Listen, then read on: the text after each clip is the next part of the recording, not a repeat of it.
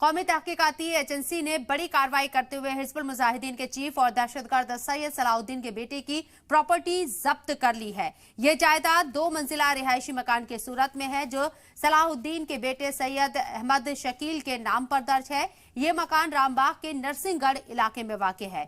2011 के एक मामले में अहमद शकील भी मुलजिम है। मकान पर चस्पा नोटिस के मुताबिक मकान की प्रॉपर्टी की खरीदो फरोख्त पर भी कानूनी पाबंदी आयद कर दी गई है।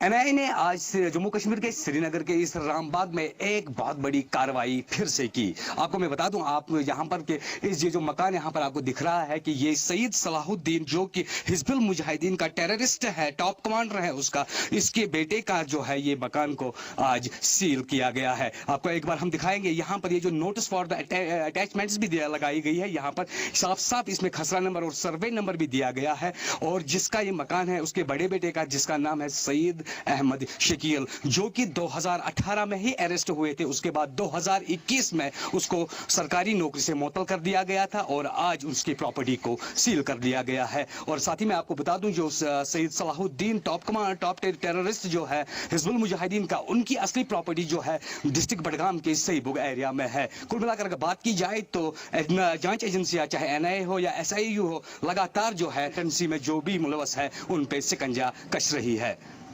Camera person Imtiaz Malik, Shaukat Beg, Zee Media, Srinagar.